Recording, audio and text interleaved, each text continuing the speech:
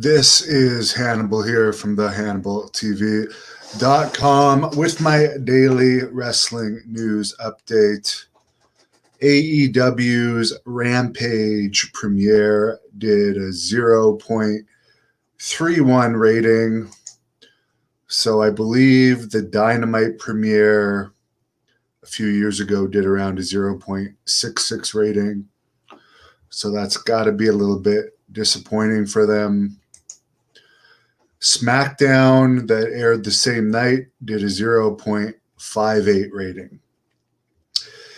NXT, which has been having issues with viewership, and also I guess tickets are free for the event, but they haven't been moving as fast for the tapings recently. I guess they're now going back to taping in blocks of episodes rather than live episodes, and next week they're going to be taping 3 episodes in one shot. And of course, August 7th, they also released 13 of their on-air talent, trying to shake things up a bit. Turnover is always good in professional wrestling, in my opinion. Fresh faces are good. Apparently, Nikki Cross's superhero gimmick is still getting booed at house shows, which I can't blame anyone for. It's a highly cheesy gimmick, but the funny part about that whole gimmick is that I guess when there was no fans and they were just piping, they still pipe in the fake crowd sounds, but the writers actually thought that that gimmick would be over, but crowds have been crapping on it. Tomorrow at 2 p.m. Eastern Time, I'll have none other than the Taskmaster, Kevin Sullivan, for a live interview.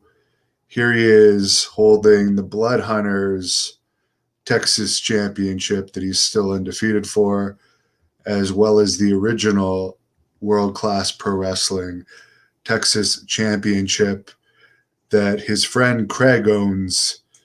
Paid about $12,000 for it, and Craig also owns some of Kerry Von Erich's boots and some Von Erich robes and some Ric Flair robes. Pretty interesting guy. Someone says, wonder how Triple H feels about his father-in-law releasing NXT, guys. Well, it's his father-in-law's company. He can do whatever he wants. And the fact of the matter is, NXT is pretty much a dead brand these days. Somebody says it's actually sad when you can't even give away tickets. Next thing you know, you got to pay people to get in.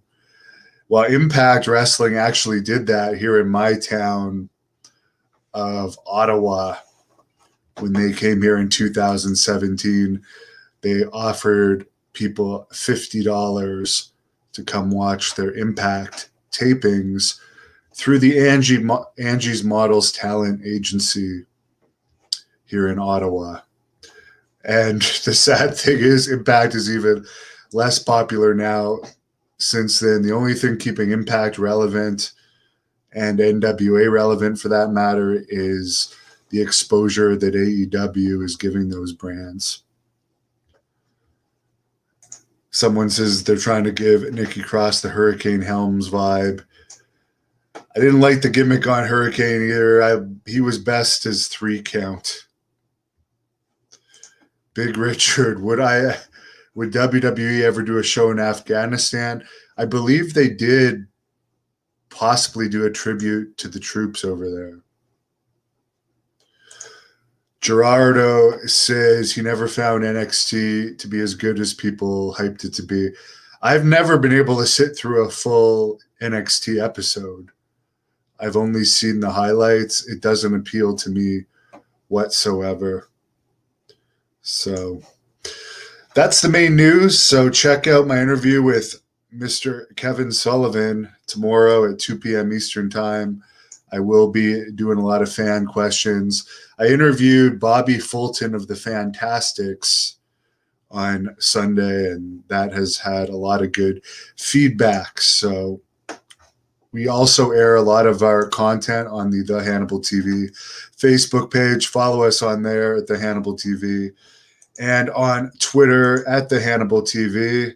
And I can't end without giving the Great North Wrestling upcoming event in Kingston, Ontario, a plug. That's going to be a big event coming up August the 28th, featuring the Blood Hunter against Rene Dupree. Speaking of the undefeated Texas champion, and there's going to be 5 women's matches on that card. Jeremy Prophet against Mike Bailey. More event information at thehannibaltv.com. Thank you for watching the Hannibal TV. Please like this video if you enjoyed it, and click the subscribe button to not miss any of our latest shoot interviews, match videos,